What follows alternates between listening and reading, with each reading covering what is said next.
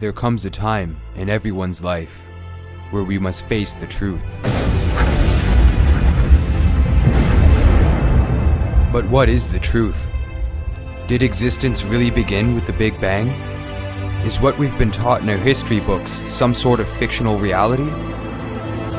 It's hard to find the truth in a world full of lies. However, we do have the strength within us to find the truth, to unveil it, and present it to the world for what it really is. It's your world, your reality, your truth.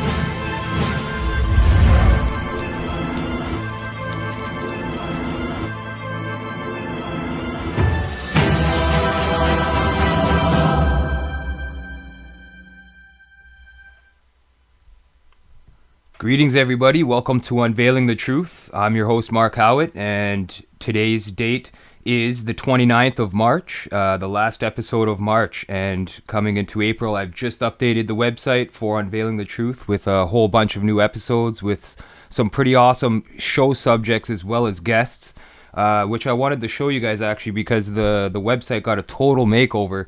I've been really busy in the last couple weeks. For anybody who's subscribed to my YouTube channels or have been watching the videos and broadcasts, I'm sure you've seen an increase in production as well as website updates, etc., etc.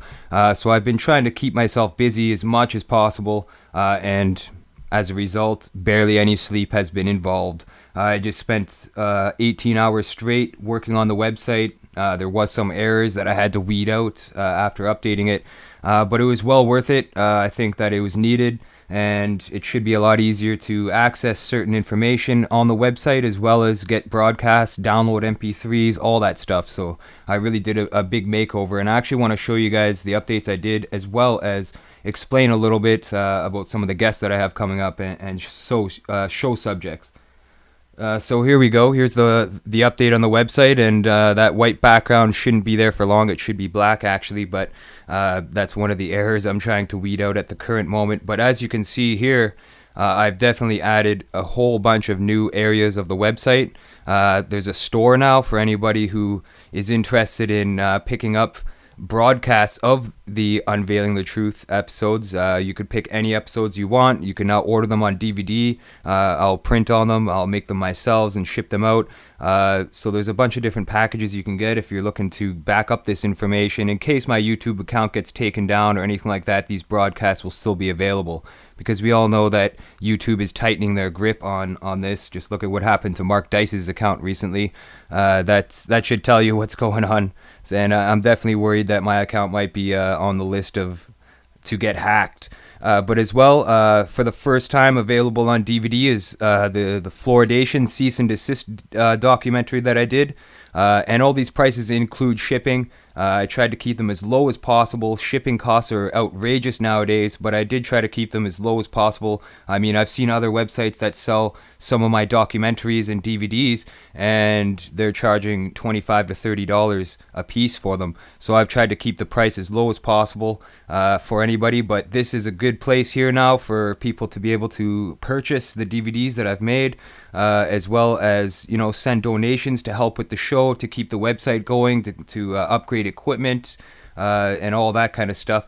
So there's also a new download section here. This is a really easy one-stop spot to be able to download all of the broadcasts on the Truth Broadcast Network and Unveiling the Truth. So here we go. There's a whole list of them. Just right-click and save link as, and it'll ask you to save the MP3. There you go. There is 2 MP3s that I wasn't able to upload though, and that's the Sebri one and the Fritz Springmeier interview because they're lengthy. I'm gonna have to split them in two and put them up in 2 parts for everybody who wants to download those. But throw these on your iPod, listen to them in your car at work, on your way to work. When you're going for a jog, whatever you're doing, that's what they're there for. So feel free to download all of the broadcasts on MP3.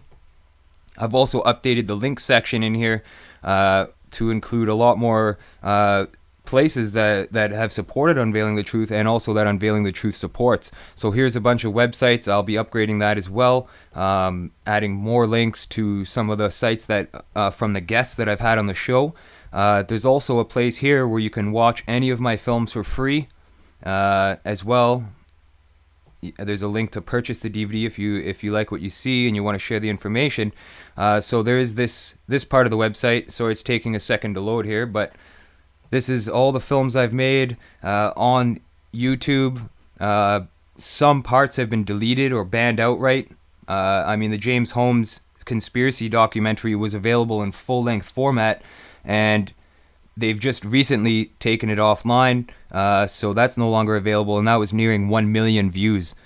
So before some of these documentaries get too high in plays, I think they try to hack it down. They did the same thing with Sandy Hook, so that's to avoid getting the information out there, in my opinion, because the videos are all over the place.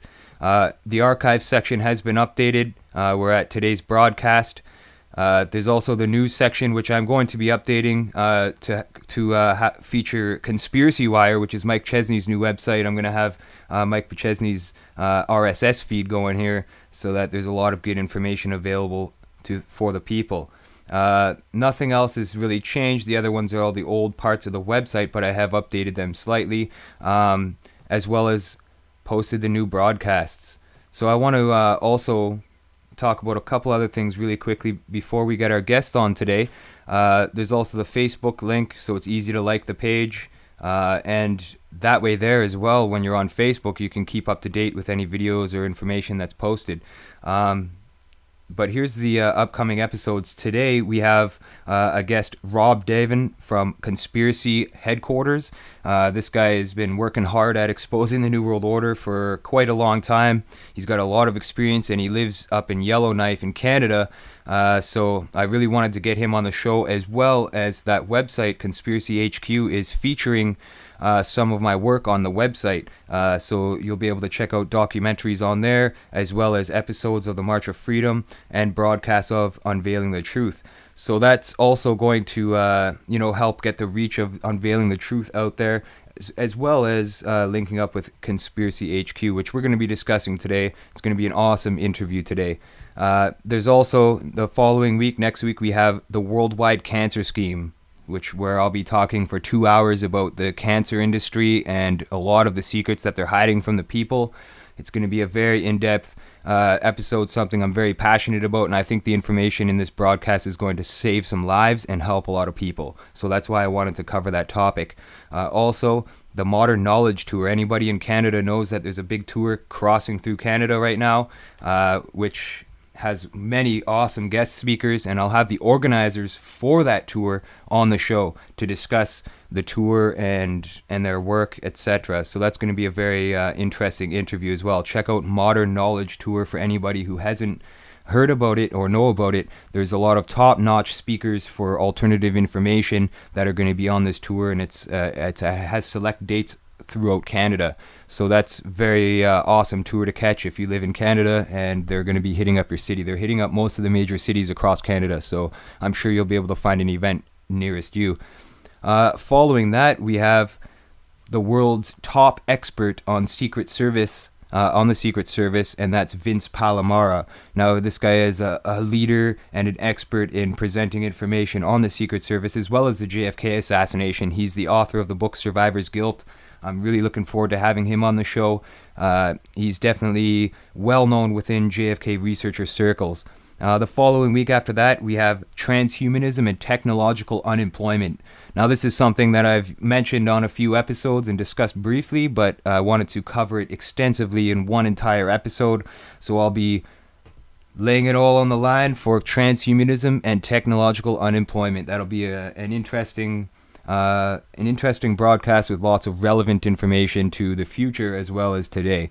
And following that, the latest update and confirmation we have is an interview with Greg Carwold, who is from the Higher Side Chats, and he runs a podcast show. He also runs a t-shirt company called Conspiracies, which you could check out online. Amazing, awesome t-shirts. I'm going to be getting some from his site. And he's been doing that for quite some time. And also his podcast, The Higher Side Chats, was nominated in 2012 for the Best General Podcast by the People's Choice Podcast Awards. So that's going to be great to get Greg on the show and explain some and discuss some very controversial topics as well. So I'm looking forward to all of these shows that are coming up, as well as tonight's show with Rob Daven from Conspiracy Headquarters. I did an interview with him recently, actually, in regards to the broadcast I did from about Hitler's escape from Germany. He found an interest in that broadcast and reached out to me, and that's how we got talking. And I checked out his website. I was very impressed with the work that he did. As well, he does teaching. He teaches on how to network and do media stuff, marketing, website, all sorts of things, which we'll be discussing on the show today to help any broadcasters out there, fellow broadcasters who are listening to the show today. I'm sure he'll have some tips for you, as well as we're going to get deep into the discussion of conspiracies and as well as some Canadian content, which I'm looking forward to. So those are a majority of the website updates, but I also wanted to mention, very importantly as well, is the last few weeks I've been very busy, as I'm sure some of you are aware, and I have recently released episodes of the March of Freedom. So far, there's 2 episodes that have been released of the show. That's been almost a year in the making. I had to learn a new video editing program as well as sharpen my skills, and I wanted to present a really good, captivating product, I guess you could say. In these episodes, I wanted it to be compelling and to capture the audience's interest as much as possible. So I have put a lot of work into these episodes, and there's more coming. I'm currently working on episode number 3. So anybody who hasn't checked out the March of Freedom reality show yet, check it out. It's now available on the YouTube channel, on Unveiling The Truth, for that YouTube channel. So episode 1 and episode 2 are out, and also Rob's website, Conspiracy HQ, is featuring the March of Freedom episodes. So you can also check into Conspiracy HQ if you're ever wanting to get the newest episode and to watch it in full. His website will be hosting the videos as well, so that to ensure that the information's out there. I mean, if YouTube pulls a fast one on any of my videos again, at least I know that Rob's there to back it up and host these videos so that they still can be viewed by audiences all over the world, because there's a lot of people that can't watch it in certain countries because of the restrictions and blocks on the videos, which is why it's very important to get the information out there. And the March of Freedom reality show is a very personal story, a real story. I mean, I left my home about a year ago for about 6 weeks, and I traveled across Eastern Canada trying to spread awareness and document as much of the suffering and injustice that's happening in my own country, as well as the places I've went, and also discuss with people their opinions on it, as well as discussing myself a lot of topics and subject matter which I think are important, which are explained in each episode. There's a few topics discussed in each episode briefly, so I've tried to make it as informative as possible, but as well to keep the main story going of what actually happened. And it's a real reality show. I mean, there was no crew. It was just me out there with my iPhone documenting my experiences and who I've spoken to and all that stuff. So it was a very, very intense journey, which I'm glad to be able to present and share with everybody out there. So definitely check those episodes out. Episode 3 is on the way for anybody who's already watched the first 2. And I got to thank you guys, everybody, for the support and for watching and all that stuff. So without further ado, I'm going to get Rob on board here. This is an interview I've really been looking forward to, and we're going to check out his website when I get him on board here, just so that he can show you guys what's in store for Conspiracy HQ.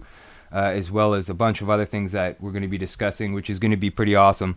Rob has definitely been at his work for quite some time now, so very excited to have him come on the show.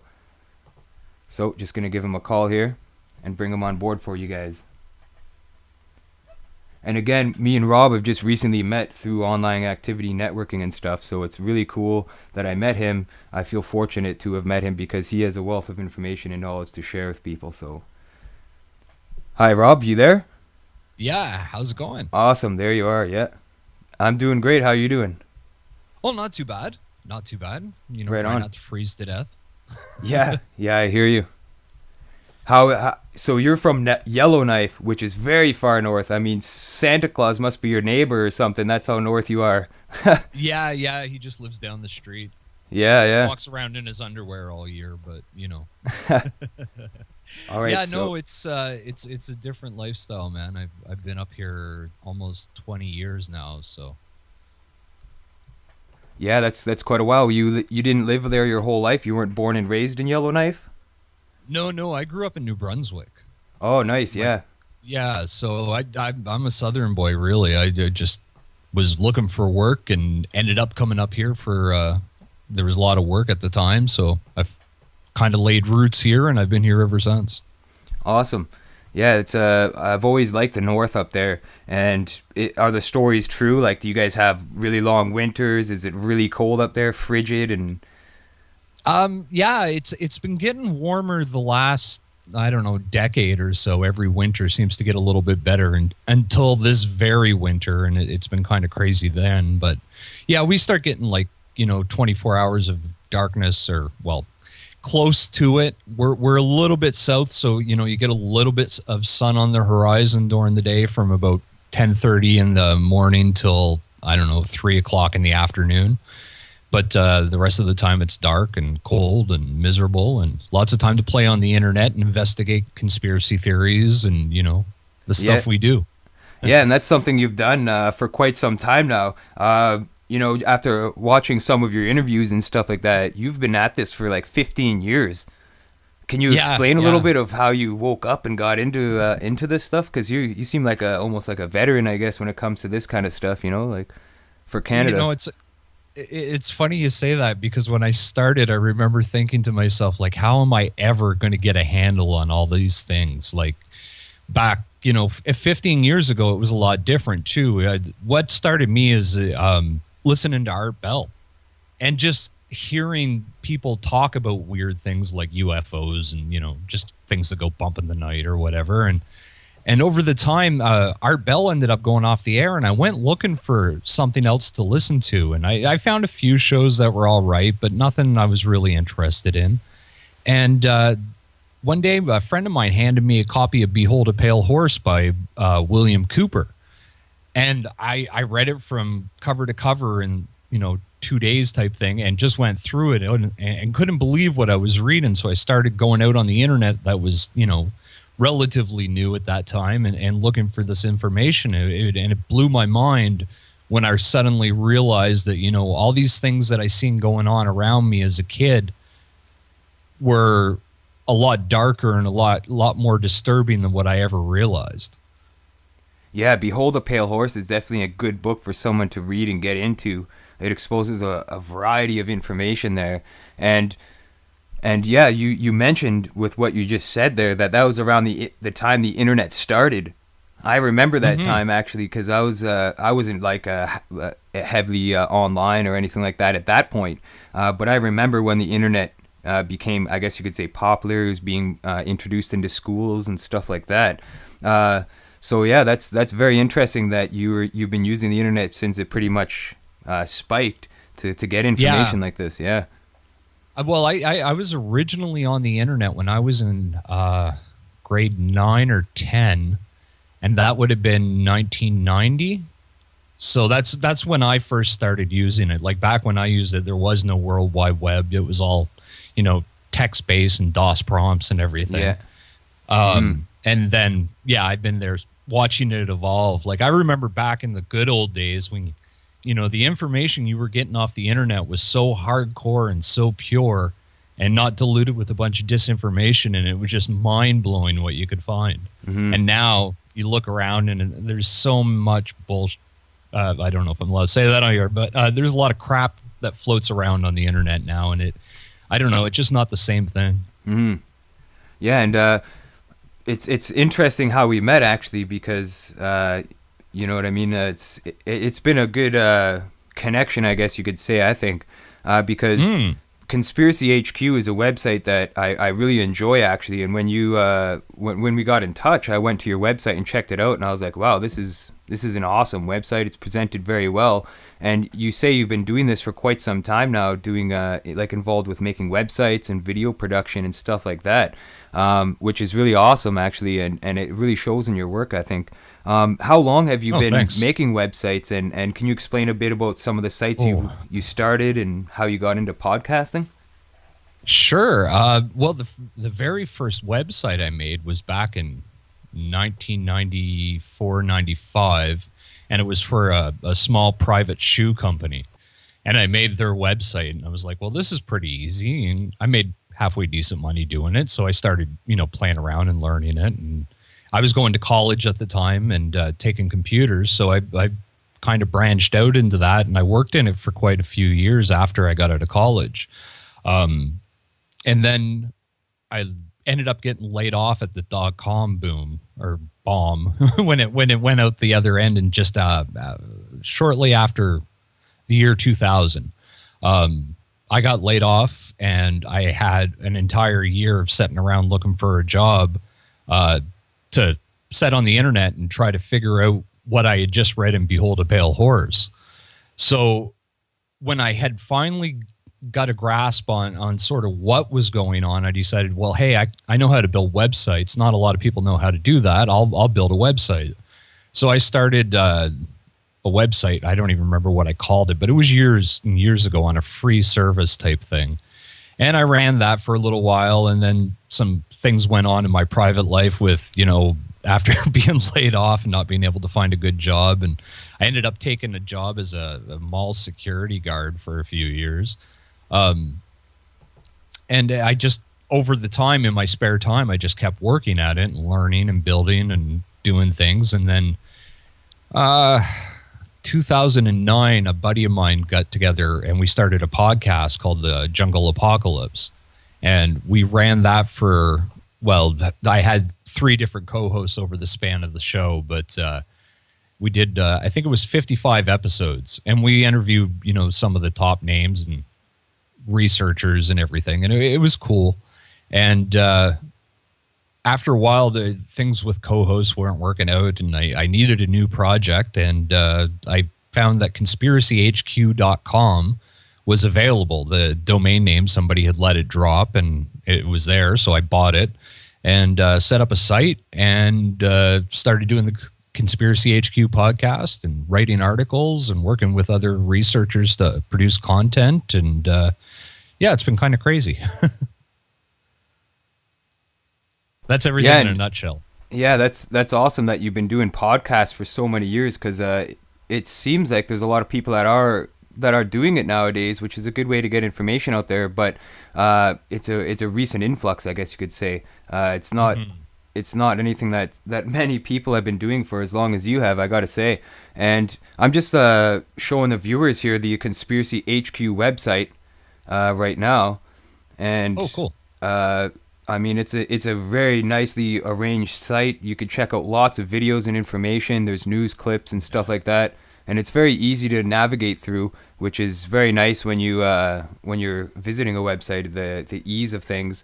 And there's also a lot of great interviews you've done. I mean, and you also feature the work of like Freeman Fly on the website and people like that. Freeman's definitely he's been into this a long time as well, and I'm a big supporter of his work as well. So it's awesome that you have him on board for Conspiracy HQ as well. And one thing that you've done as well, which I find very interesting and innovative, I would say, is the fact that you have a way now with you're always up to date. I find with the latest trends in internet technology and stuff like that. So you've actually figured out a way to include the broadcasts that you do and stuff on somebody's television. What's that technology called again? It's Roku. Yeah, R Roku. O ROKU. You can go look one up on Amazon or go buy one at Staples. I've seen them at Walmart. They're like $50 for the base model, and you can go grab it, take it home, you turn it on or hook it up to your Wi-Fi, plug it into your HDMI cable on your big screen TV, and add the Conspiracy HQ channel in your guide. It's all pretty straightforward there in front of you. And you can watch all of our programming there right live on your big screen TV. It's awesome. You're bringing the conspiracy videos to people right in their living rooms, so that they could plug in right from the TV, just like they're watching cable or satellite TV.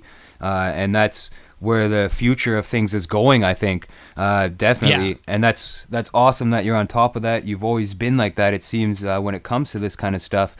Which is why it was awesome that we can connect and work together as well. Because I just updated the website with Conspiracy HQ links, so anybody who wants to check it out, you can get it through there, or just visit conspiracyhq.com. As well as you're featuring some of my stuff on your site as well, like the episodes of March of Freedom, the documentaries and stuff like that. So it's really awesome when people work together and get things going, which is really amazing, you know.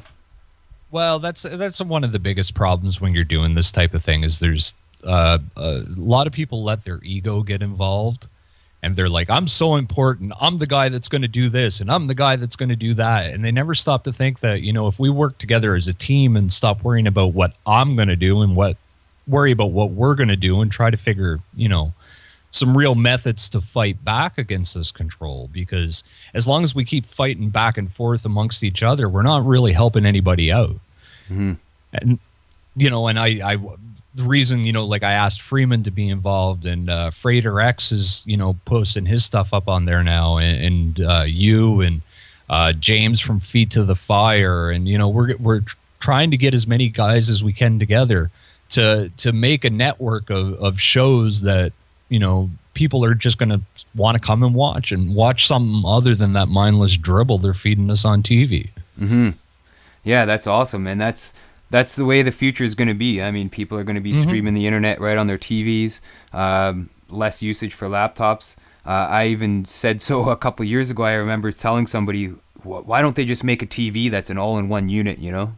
Like everything all in one. I think they already had that, obviously, and they're just slowly releasing this stuff in increments to profit as much as possible off the technology. Oh yeah, for sure. You know, when I was going to computer college, I remember them, you know, setting us down and telling us that there was, when they were talking about microprocessors, about central processing units for your computer, and the various curves of technology where, you know, you have one curve that went up like this, that was the architecture we were working on now, and then we had another curved one that went up like this, and that was the next one, and then there was even one after that, and by the time we got up there, like virtual reality and everything would be, you know, possible and whatnot. And that was 1994. They told us about that, and here we are, 2014, and we're still not there.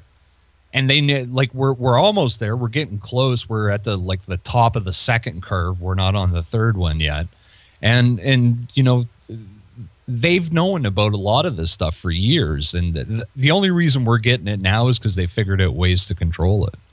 Yeah, I believe you're right about that. And it's interesting to point out that in the 90s, they were talking about virtual reality technology and stuff like that for the future. And recently, I just read an article that they're trying to introduce a virtual reality type system for, I think it was Xbox that were developing it. Or Yeah, it was there's either PlayStation or Xbox. One of the major gaming companies is developing the virtual reality helmet now. Yeah, PlayStation's got it. Facebook just the other day bought a company, Oculus Rift, and they're one of the lead guys building these VR helmets. And why is Facebook buying it?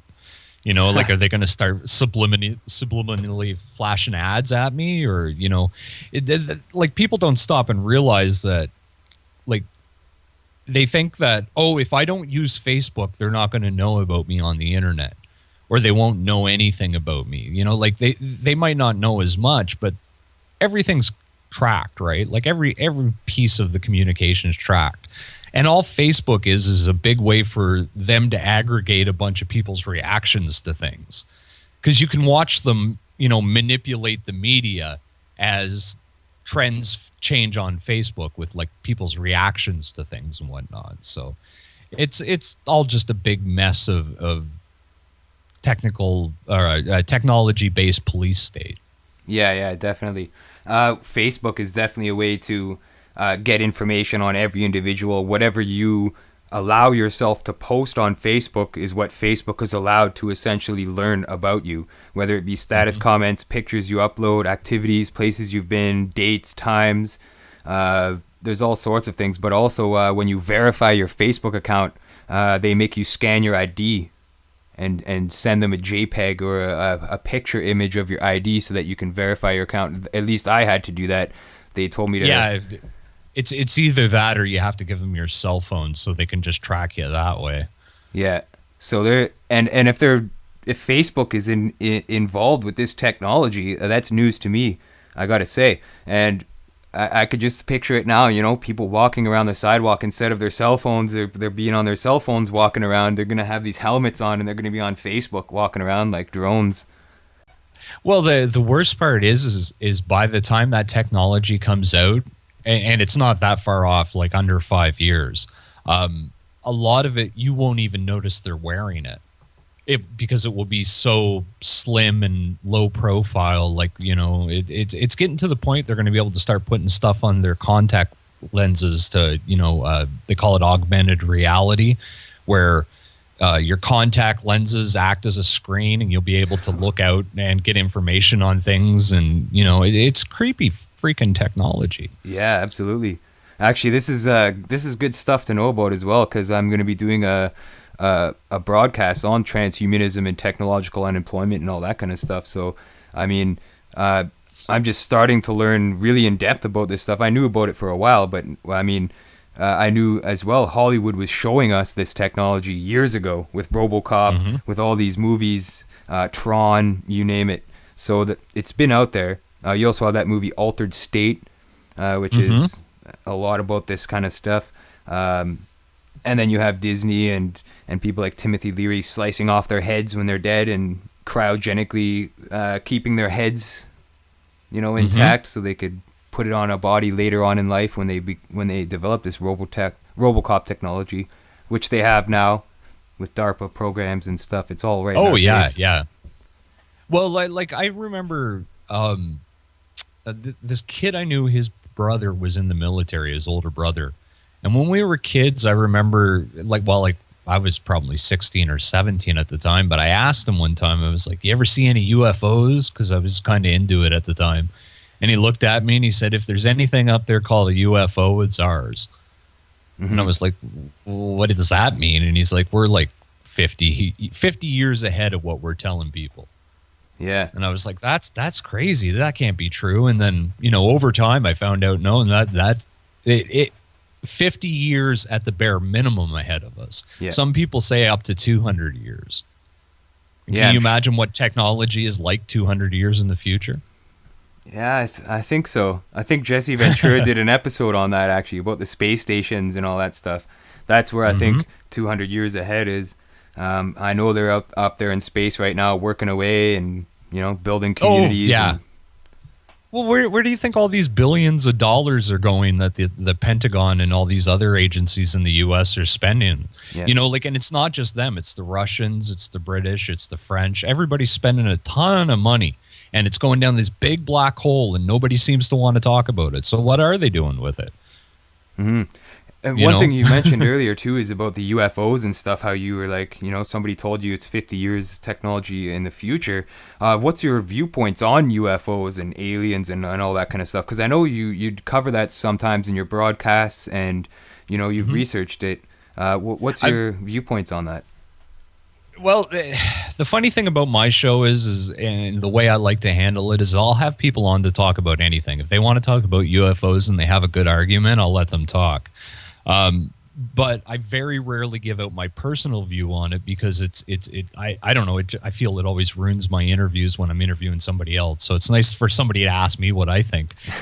Yeah. Instead of, lumping me in with what my guest said.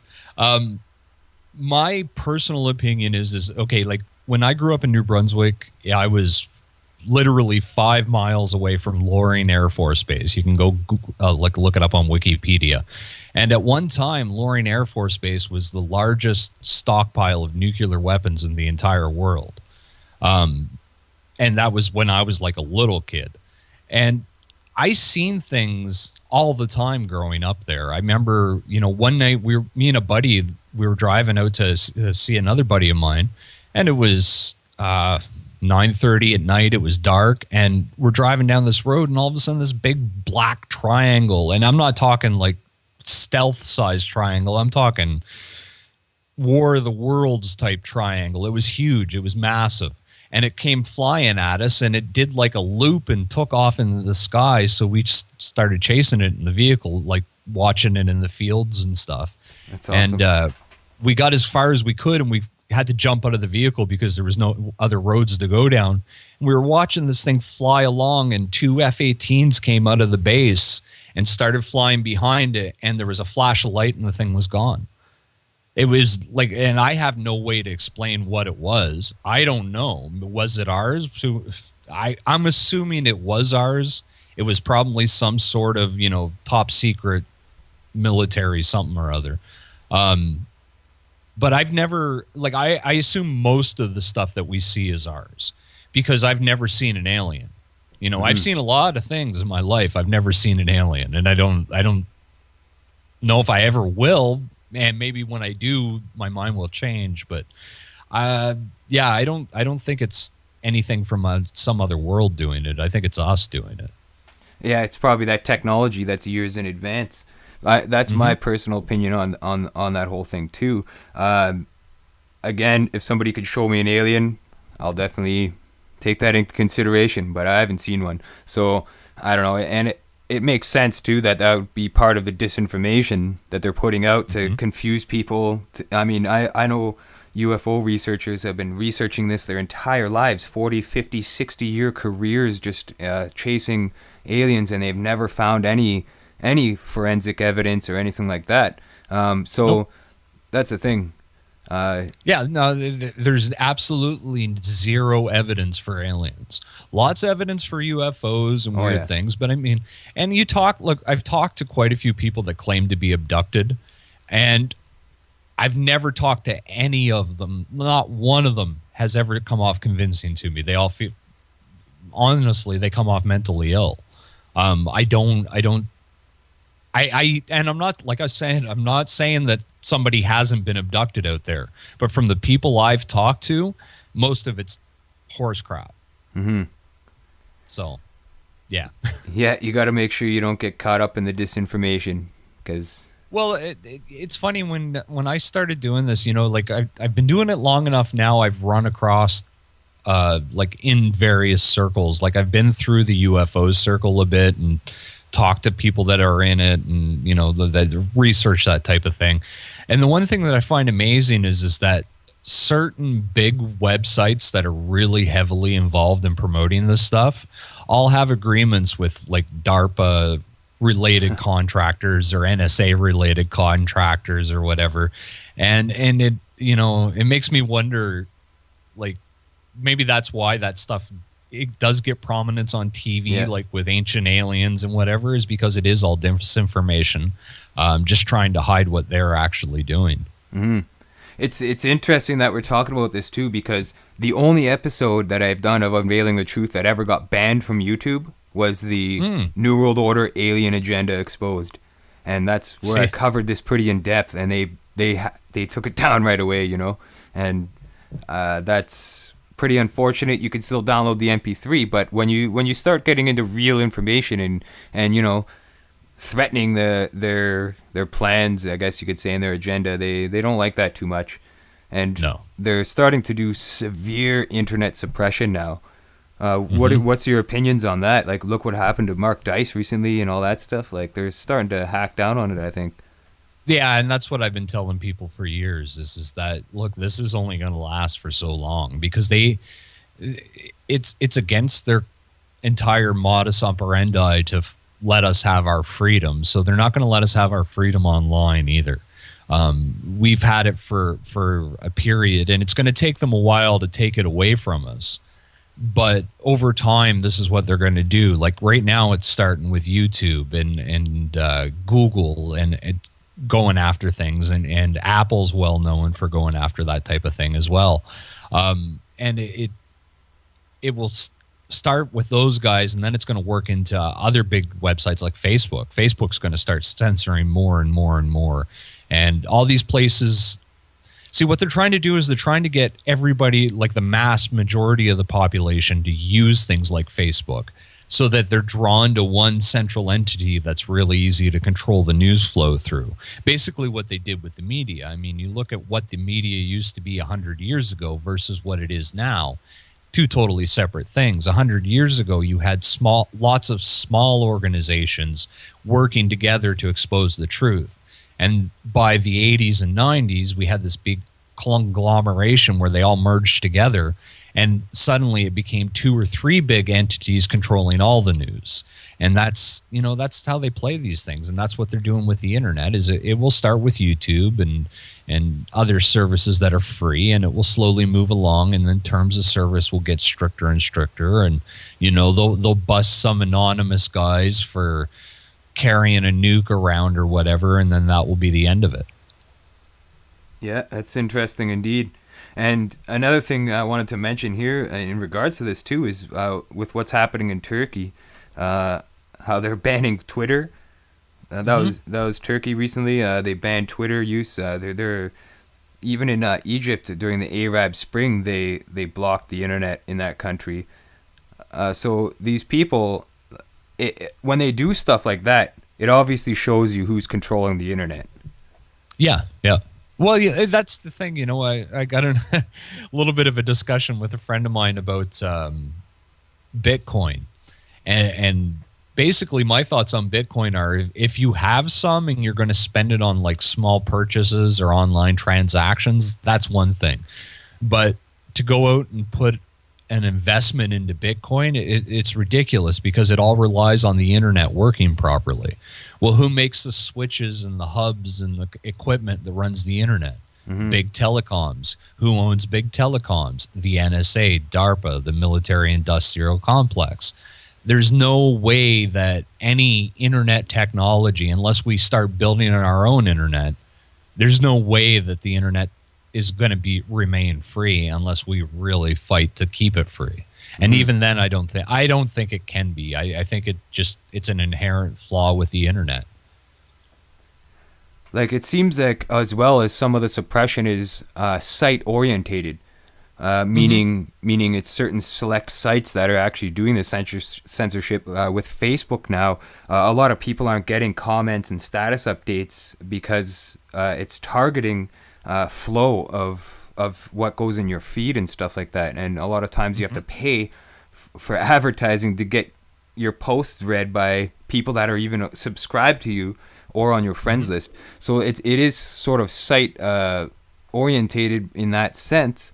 And we have yet to see an alternative website that's huge like Facebook or YouTube that's a main hub for this kind of social interaction that has very lenient terms of service that aren't out to get you and suppress the information. It seems like once you get to a certain size, you get bought out by the bigger groups and these corporations and stuff. So what's your viewpoints on that?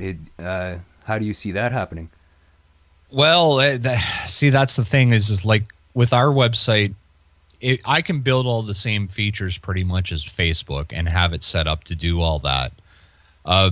But the reality of it is to do it on that large of a scale, to get something on a mass movement, you need big funding behind you to pay for the servers and the costs and everything that comes into running an operation like that.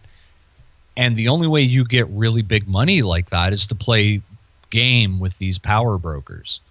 And without it, there's no way any one website's going to walk out and run a real free place. I mean, you look at I won't mention them by name, but a lot of the big forums, we'll call them, where they use these guys, the certain words you're not allowed to say. Like, you can't say Tavistock on a certain big website out there, and they've never explained why. But if you start talking about certain subjects, how certain truthers are linked to intelligent the intelligence services like the NSA or whatever, that stuff gets censored. So and these are the big websites. Well, the only way they got to be that big is they've gotten the funding over the years to get that big. So they've been co-opted since day one. You start tracing the roots of who owns these websites, and you can trace it right back to 10 minutes away from major military installations type thing. Yeah. That's a little rabbit hole. Anybody out there that knows a little bit about technology and wants to go on a hunt, go start looking up some of your big websites out there and look at who owns them. Interesting point, indeed. I've had somebody that I know that got in touch through my documentary work and stuff. They were mentioning how they were suppressed from discussing Sandy Hook on one of the major conspiracy websites on the internet. I'm not going to mention the name either. But when you say certain things about certain people, they start blocking you, especially when you're hitting on credible information and mentioning people's names and corporations' names and identifying the causes of these problems. Well, yeah, and see, that's the thing they hate the most is when people cut through the BS and actually look at the root of the problem, and we see where the problems are occurring, and we start pointing them out. That's when you get hammered down the most. Like, realistically, for doing it for 15 years, I should be one of the biggest names in the conspiracy market, you would think, right? Like 15 years of doing this type of work, and still hardly anybody knows my name, and that's because I've never shut up about the bigger guys being controlled by who they're controlled with. I've seen guys that I started with back years ago that just kind of swallowed the candy and kept their mouth shut, go on to found these big websites where they're making 15, 20 grand a month in advertising, and as long as they don't say the word Freemason, then they're good to go. Well, or Alex Jones. Yeah.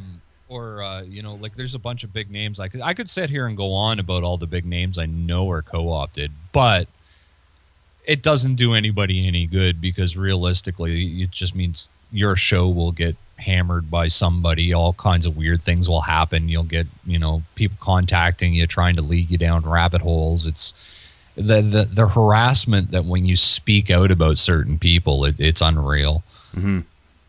So that's why I generally don't do it anymore. Like myself, I've never been afraid to expose people by name, by organization, and I don't know. I think a lot of people do fear that, and they do receive flack for it. I mean, the amount of emails I've got in regards to my Sandy Hook documentary is insane, with people that know people or that are like, we're discussing this kind of thing, and they got severely suppressed. And I've received some crazy emails. Wow, I can't explain. And even in regards to the James Holmes one as well. So when you start digging into this stuff and you start pulling out credible names and instances, you definitely get shut down a lot more than the bigger websites, for sure, because they kind of steer away from that kind of stuff. But at the same time, I see positivity in all of this, because there's a lot of people that are actually doing a lot of work and exposing this, and I've noticed in the last few years definitely a massive increase in people looking into this kind of stuff and realizing what's going on, which I think is a benefit to us, definitely. It is. And as time goes on, like when I first started, it was a very lonely thing to do, right? Like the only people you ever knew were online, and you never really got to talk to anybody, and you were kind of alone trying to figure it out. And you probably now get called crazy a lot too, a lot more back then. still get called crazy a lot, but a lot less than I used to anyway. Yeah. But yeah, it's changed a lot in that respect, but in other respects too, it's gotten a lot worse. The amount of misinformation out there about certain subjects, and people not willing to look into them. Like one that gets me, and I know I'm going to get flack for this. I'll get a bunch of email about it, but is chemtrails. Like I can sit down and show you hard evidence that chemtrails don't exist, but because I'm a conspiracy guy and I say that, and I offer the information to people to look at, they call me a disinformation shill, and I'm being paid out by Monsanto. And I'm like, hell, if I'm being paid by Monsanto, somebody call them because my check's late, because I don't have any money. So, it's I go in and I look at the conspiracies and I try to leave the dogma that's attached to a lot of them out of it, and go in with a clear mind saying this could be true, this could be false, but I'm going to go in and try to find out what I can and find the hardest, most truthful information I possibly can and formulate my response from there. Mm-hmm. Yeah, like I've looked into the chemtrail thing myself, and I've found information involving geoengineering projects, and I know of businesses and companies that are formed for geoengineering purposes. Definitely, those exist 100%. Yeah. And even my own city of Sudbury had a contract, I believe it was last summer, for geoengineering to take place here. And they were doing that by, clouding the sky so that the sun would deflect off the clouds, essentially, so it wouldn't hit the earth. That's one thing that I've definitely found out. Don't get me wrong about what I'm saying here. What I'm saying is they're not spraying barium and aluminum out of planes. I'll tell you that right now. There is absolutely zero evidence for it. There's zero hard evidence for it. And like I put up $100 offer to the first person that can give me hard evidence that they're doing it. And because when I went, your $100, I still got my $100, man. And all I'm saying is like, look, I want hard evidence. I want to see something that, show me the bills for the barium and the aluminum.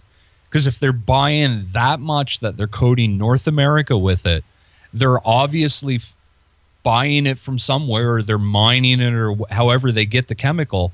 Where is the stuff? Like where are the factories that are producing these millions and millions and millions of tons of barium and aluminum? Well, aluminum, Florida, Central Florida is the major exporter for aluminum. That's where a lot of the fluorides comes from too. Hydrofluorosilicic acid. Oh yeah, for sure. But you got to remember, like, everybody I've talked to about it, pilots, people that are into chemical chemical engineers. It would be impossible to make that much of the chemicals to be able to spray them in the dosages of what they're doing. See, this is the real misconception with chemtrails in my mind anyway, is that, don't get me wrong, they are geoengineering, but they're not spraying barium and aluminum. That's a misconception. What they're doing is they're using toxic jet fuels that create a lot of combustion, to use that to cover up and layer the earth and modify the climate. Like it is serious chemical engineering, but it's weather manipulation.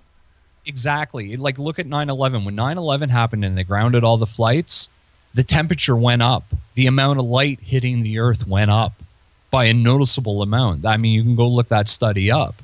And that's what I'm saying is that they are geoengineering, but they're not doing it in the way that the conspiracy market bullcrap thing leads you down. Like they tell you things like, oh, well, we found this water that's full of barium and aluminum. But number one, they never show you where they got it from.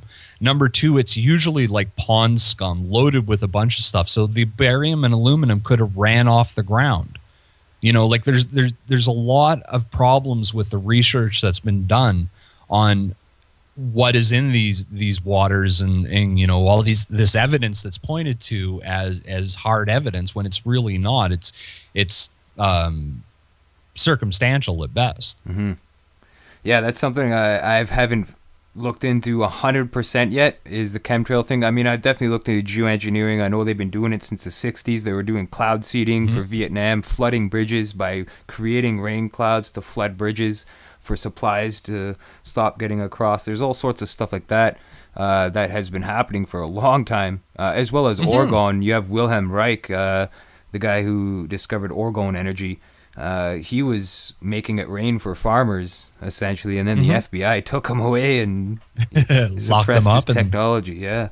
Yeah, and that's what they do. Like, don't get me wrong. This stuff, it does exist on some level. A lot of the patents that are pointed to by, people that are saying that chemtrails are barium and aluminum sprayed out of planes, a lot of those patents relate to different things other than what they're talking about. Like, one that they keep sending to me is this one where they use powderized aluminum in a warehouse for adding a layer of conductivity to transmit with RFID tags back and forth.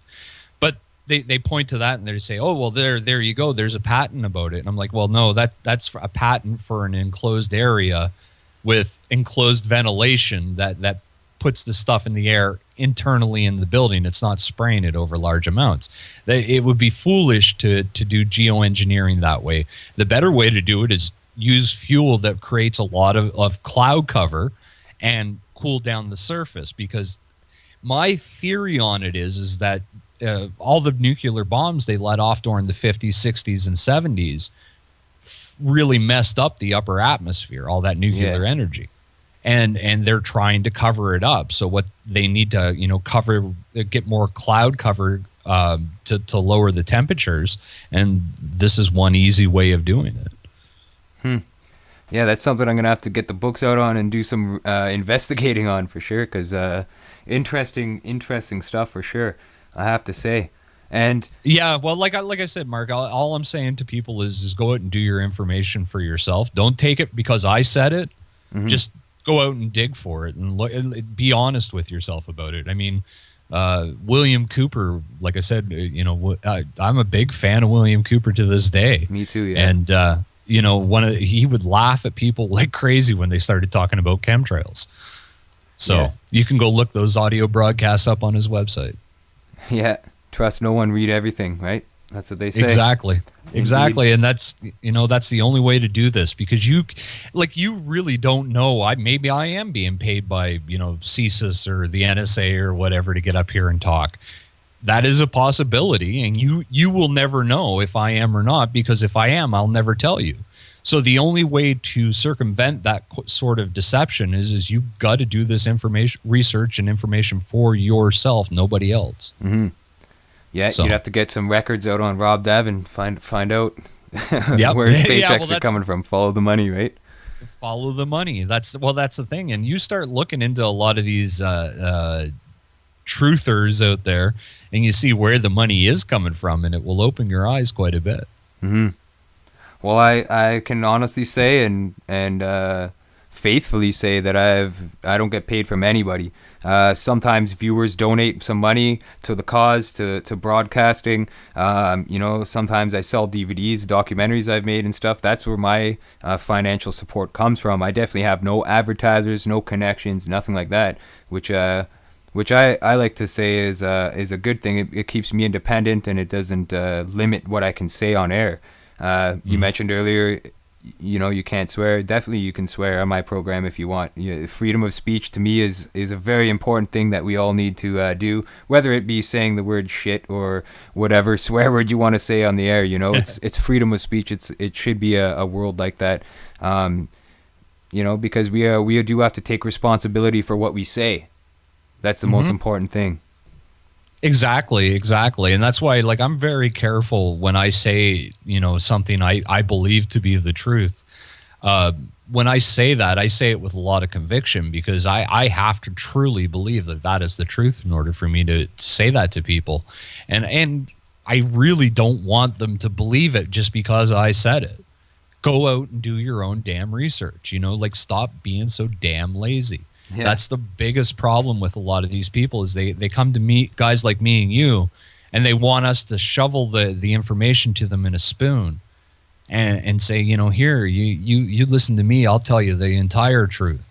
And they keep getting caught in these rabbit holes of disinformation because of that. And it's up to personal responsibility. Sit down, do your own damn research. Don't worry about what Rob Daven said, or Mark Howitt, or Bill Cooper, or Alex Jones, or George Norrie, or whatever name you want to put in there. Don't worry about what they said. Go figure it out for yourself.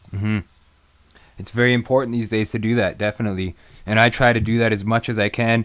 I mean, I'll admit even, sometimes I, may have said something that was in error, or I partially understood something like that, but it was definitely not in the disinformation intention. You know what I mean? There's a difference between misinformation and disinformation. Definitely, one instance you're doing it on purpose, and the other it's accidental. And anything I've ever said that may have been untrue was definitely accidental. It wasn't done for nefarious purposes or anything like that. But again, I always challenge people to come to me, and if I've said something wrong, to prove me wrong, because then I can learn better. I'm definitely open to that, and I always admit to my mistakes if I've ever done anything like that, and I try to say it on air.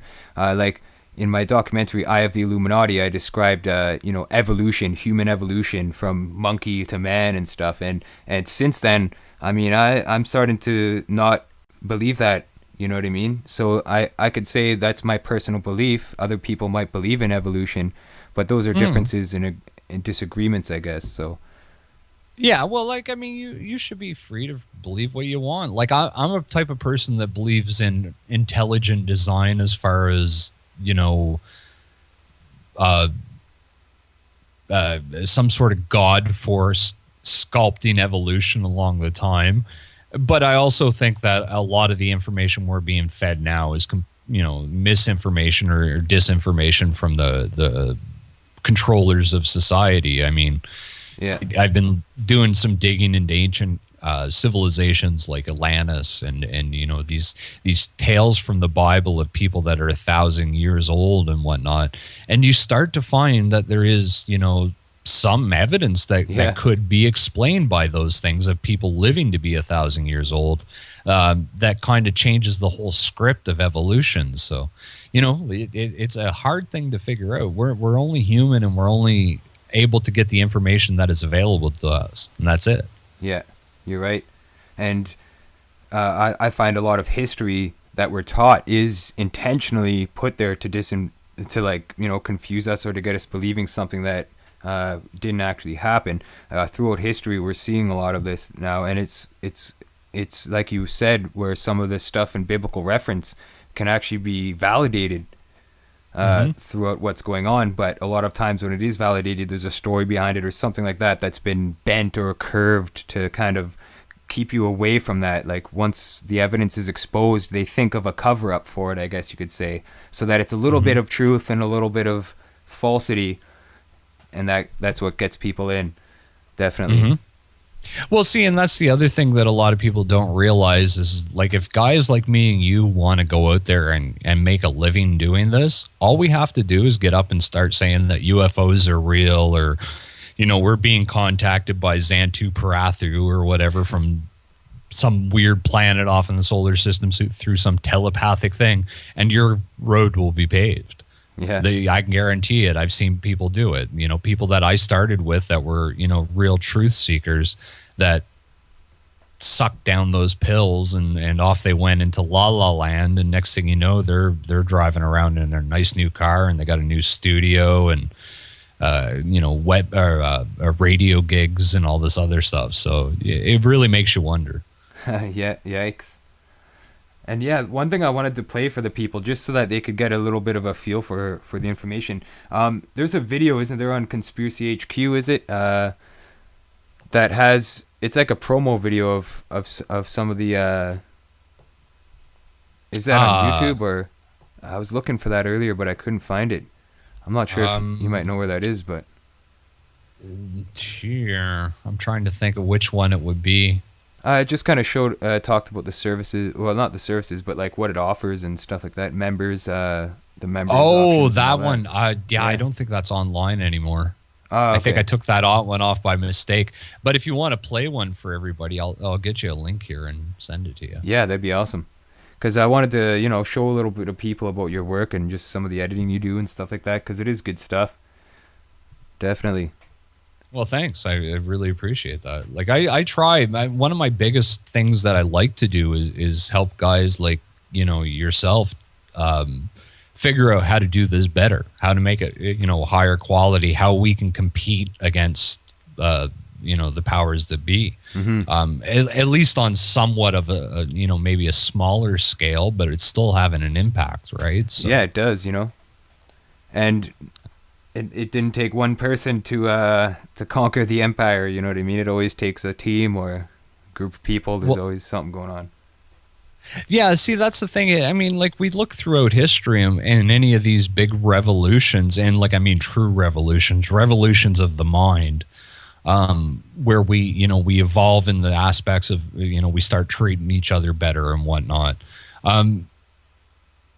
They happen all through history, and it's usually when it's a group of people come onto the similar thought process and work together and make these things happen, that we move ahead. And whenever we start following after one guy or a group of people that seem to make a lot of sense, that's when we get ourselves into trouble. Yeah, you're right. Definitely. Follow no one. Yeah. Follow Trust your no heart. one. Follow your instinct. That's what I say. That's the biggest one. If you follow your instincts, you'll do all right then. It's when you ignore your instincts and you don't pay attention, you'll find yourself in a bad scrape. I'm still a big believer in karma, so. Yeah, me too. If you wanted to play a video, I'll just send you one there on the Skype chat. Cool. I'm just gonna check it out here. Yeah, that's a preview for my latest film. I have a new one coming out, but that's a preview to Project Breakaway, which is my film about a breakaway civilization and the theories that the elite of the planet are getting ready to take off because they basically fried the environment and we don't stand much hope, so they're going to get out of here and let the rest of us deal with it. That's awesome, because I've actually said that on a broadcast of mine that I think that's what they're doing. Yeah, well, I think it was in that one that got banned, actually. See, there you go. Every time every time I put this documentary online, it's gotten taken down immediately. Oh yeah. I finally had to take it and put it up on Conspiracy. So this is for Project Breakaway. Yeah.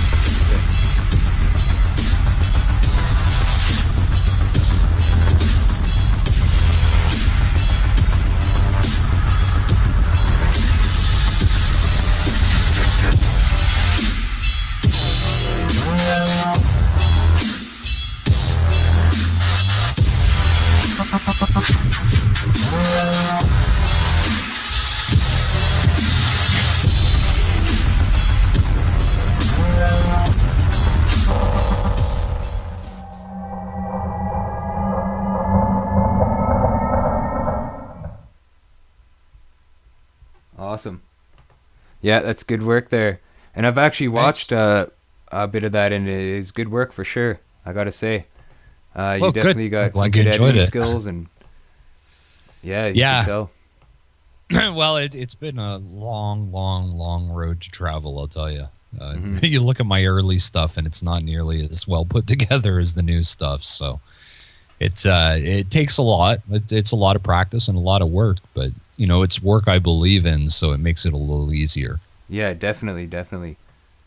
Yeah, you just have to excuse me, folks. I'm just sizing everything, and you know how we do it here on the Truth Broadcast Network. And one thing I think I wanted to mention is like a similarity between Conspiracy HQ and Truth Broadcast is you guys are trying to put out good information all the time. Truth Broadcast Network, the reason why I wanted to get on board with them is because they offered to have me start a show on there, and it was activist broadcasting 24/7. Like there's always something streaming on the network essentially, so it's a network where you can tune in at all times. And I think probably pretty soon they might be on board with the Roku stuff too. If they haven't already, I haven't heard about that. But Conspiracy HQ as well, you're doing the same kind of thing. You know what I mean? And this is the evolution of activism. I think online activism, anyways. And I'm glad. Yeah. Glad to be a part of this revolution through evolution, I guess you could say. That's one way of saying it. Definitely. Yeah, it's really cool to see it starting to take root finally after, like I said, so many years. Like when Bill Cooper was killed, uh, I really thought that was it. We were hooped. There wasn't much hope, and then over the years, I'm starting to finally see that people are starting to get it again. So maybe there is some hope there that we'll figure something out to stop these bastards from screwing us for all the the last couple thousand years at least. Yeah, it's been going on for quite some time now, and I think that is where we're headed psychologically in the evolutionary scale, I guess you could say, is we're gonna wise up to what's been going on and on a massive scale, and that's what these elites are preparing for. That's why they got all these underground bases and bunkers and all this technology that they're hiding from us, because they know that once we all wake up collectively and figure out a solution to overthrow these bastards, they're going to be running for cover. And that, where are they going to go? They're going to go deep underground or up in space, one of the two. It's the only place they have left to hide, right? Yeah, you're right. See, that's another thing that they can run, but they can't hide, I guess. Well, that's not yet. Anyways. You know what? We don't even have to chase them down. Like the thing that I try to get through to a lot of people is if we really want to fight back, stop going to Walmart. Stop going to McDonald's. Stop buying from the major corporations. Shop local. Grow your own food. Fight back. But like this, like that was my problem with Occupy Wall Street. I found that Occupy Wall Street, it came from a really heartfelt place of we got to do something to stop these guys. But all that people did was go sit around in a park and raise the ire of the police state, and nothing was really accomplished from it.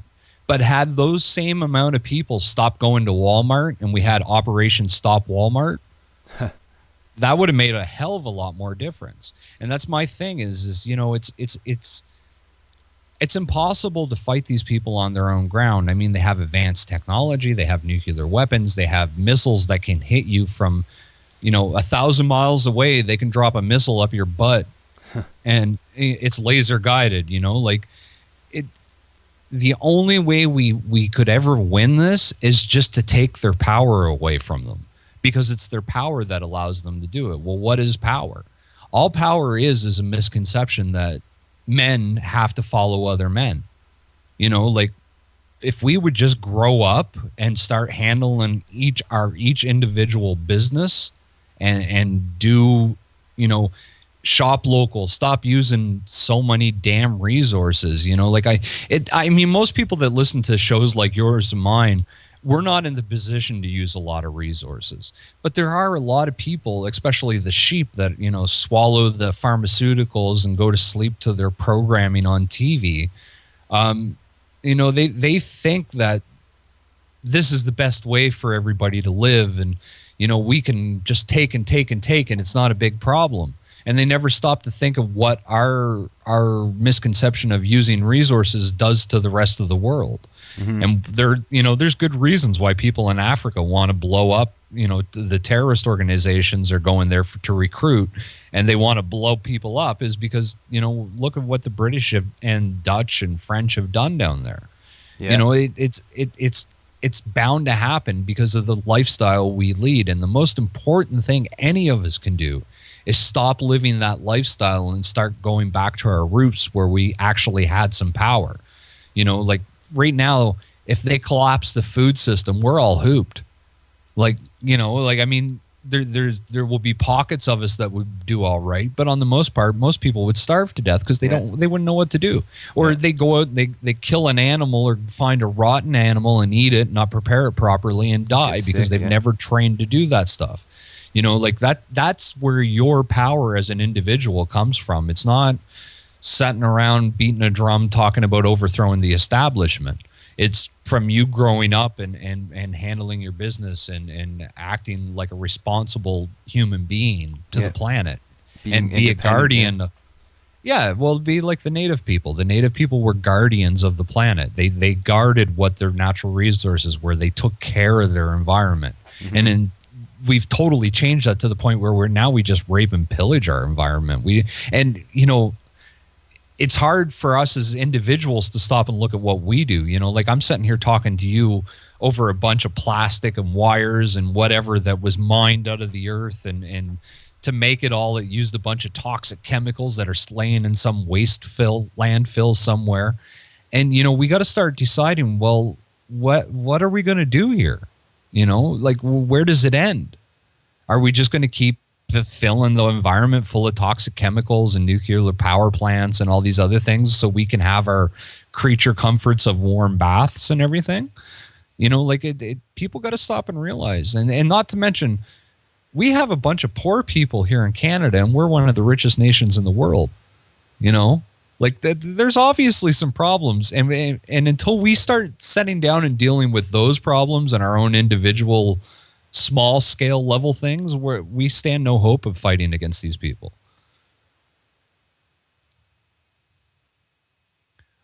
Oh, I see Mark has left me to go to the bathroom real quick, and I wasn't quite expecting it. But these people, they've been in control for thousands of years. They know how to manipulate the populace, and what they usually do is they get our emotions playing against us.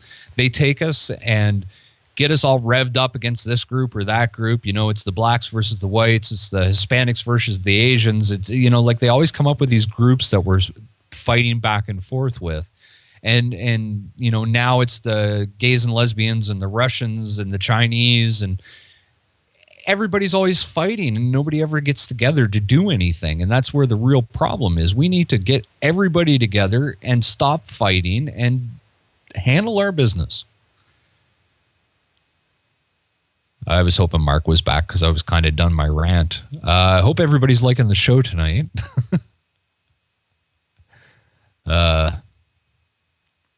If anybody wants to check out more of my work, conspiracyhq.tv is the best place, because that's conspiracyhq.com does exist, but we're moving that over to the .tv website, and only running one website from now on. You can go over and check it out. And if you like what we do and you want to help support the network and us giving videos away for free, you could always sign up for a membership. They're until May 1st. It's $3 a month or $27 a year. And that just basically helps give us a way to put our information out for free. And you can watch people like Mark's shows and his documentaries and other people's shows and documentaries, because YouTube targets us all the time. We need outlets to get out to the people, and the only way we're ever going to do it is if everybody bands together like this. And so, yeah, definitely. Glad you're back there, Mark. I didn't see the message until about halfway after I was done my rant. Oh yeah, I looked down. I was like, wow, this is quiet. Did we disconnect? Yeah, I'm sorry about that, guys. But. Oh, no worries. I had like 2 pots of coffees in the evening, I guess you could say, because I didn't sleep very much. I've been doing website updates. I see you got your coffee there too. And I'm actually drinking a glass of wine to calm down. And I'm telling you, I had to go something fierce. So I was holding that in the whole time. But no worries. One thing I'd suggest to you, we're talking about how to make shows better and stuff. Always have a top of the hour break. Absolutely. You'll find your older guests really appreciate it, because they're the ones that always complain to me when I used to do a 2-hour show. They'd be like, "Oh man, I really need a break at the top of the hour. I'm an old man." So yeah, and totally that makes sense, because when you gotta go, right? Like, and when you're on a broadcast, you're holding it in for so long. You gotta do something. You can't just sit there and hold it in for 2 hours. You're absolutely right. I'm gonna have to start playing a video. That's actually why I was asking you to show a video at that one point, but it was only a minute long, and I couldn't have made it in 1 minute. So I was like, I'll just he's talking. I'll take a little break there. But yeah, that's no problem. But yeah, it's good that you were explaining to people about the Conspiracy HQ subscriptions and all that, and what you get access to and stuff, which is awesome. Definitely, I gotta say.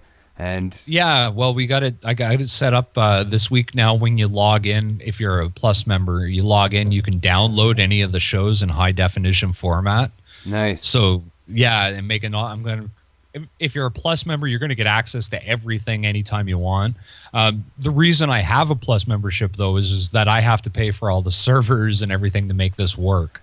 Yeah. And we're getting, I think it was in January, we had 1.7 million hits to our videos. Nice. February was about 1.9 million. So we're serving out a lot of information, so it gets really expensive. So, if people can pitch in and pay $3 a month, and if, like I was explaining, March 1st or May 1st, it's going up to $5 a month. But if you sign up now at the $3 a month, you get that for the rest of the time you're a member. You only ever pay $3 a month. And that's the kind of thing I want to do. Yeah, well, like my real dream here is once everything for the network's paid, like the servers are paid for every year and whatnot, then I want to start taking what's left over and reinvesting it into shows. And maybe, get Mark Howitt to do another TV show or whatever, where I can fund them to do it. And kind of make this stuff happen. And that's what the real grand scheme is. Because I look at these big names, these guys that talk about, reptilian agenda type things that are, getting $300,000 and $400,000 in their money bombs. And I think, man, if I had $300,000 or $400,000, the network we would have would be phenomenal. There would be no need for a membership. I could give it all away for free and do all this stuff. But it's hard to get on enough mainstream notice to get your name out there to those people, unless it's planned out. Yeah, and when you're doing this kind of thing, it is really hard, because first off, it takes a lot of time to be able to do the video editing, to do the website updates, to do the embedding, the scripting, the posting on Facebook, communicating with guests. There's so much involved with having a podcast show, as well as keeping an updated website, keep a constant flow of information coming out. And, a lot of people do realize it takes a lot of time, but some people just don't know how much time it takes. And when you're working a full-time job, 9 to 5, it doesn't leave much extra time to be able to devote to getting this information out there and keeping on top of things to a constant flow. And that's why donations and subscriptions and purchases of products and stuff like that really do help people like us out, because that allows us to spend more time at it. If we don't, especially if you're making enough to cover some of your bills and stuff and your living costs to be able to do this, and your living costs also include internet bill, because you got to pay for the internet, phone if you have a home phone, your rent, food. Just the basic necessities for survival are also included with that if you're going to be devoting 100% of your time to this. So it does help a lot of viewer support for sure. Yeah, and that's the thing. And the reality that I've come to too is that for me to make a full-time living off of it, it isn't going to happen. I mean, you look at Jordan Maxwell. Here's a good example. Everybody knows who Jordan Maxwell is. Jordan Maxwell lives in the equivalent of an Airstream trailer with his dying brother on a very, very, very small amount of money. And he's probably one of the most well-known names that's still alive in the conspiracy world, right? Yeah. People they see Alex Jones or David Icke or, these guys are making millions a year on their sales and their product placements and blah, blah, blah, blah, blah. But the thing is that they basically take other people's work, they rip it off, they put their name on it, and they get the publicity on ABC or CNN or whatever, big media organization. And then they become the face of conspiracy theories, right? And that's how, the big guys live, but on the majority of the rest of us are barely scraping by. Like I can't think of, the only two names I can think of that are doing all right are Alex Jones and David Icke. Beyond that, the rest of us are, like if I had to live off of what I make from Conspiracy HQ, I'd be dead living in a cardboard box. Yeah. Yeah. There is no money into it. I don't understand this misconception that we're all getting rich selling disinformation. Last year, I think Conspiracy HQ made $2,000 in total.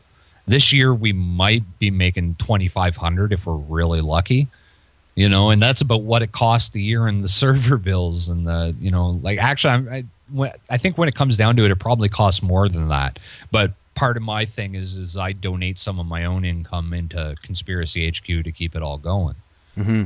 Yeah, and that's what you have to do when you're doing this kind of thing. I mean, I've been paying my own website bills recently, but I just renewed unveilingthetruth.com for another year, as well as the hosting space and all that stuff. And that actually came from a donation from one of the viewers, which really helped me out because I really couldn't afford it. And for all my viewers out there who may have been following the last few episodes, I told you guys that I was working at a job at a call center and stuff like that. Well, to be honest with you all, I'm no longer working there. And why, you might ask? Well, it's because I wasn't sleeping. And why was I not sleeping? Because I dedicated 100% of my spare time to producing videos and keeping the website going and all that stuff, and researching this information, reading, watching the news and documentaries to try to soak in information and do this stuff for you guys. And that's absolutely why I'm not working anymore at that job. So now I'm living off of whatever I can make off selling my DVD documentaries and donations from viewers and stuff, just like anybody else who's doing this full time 100%.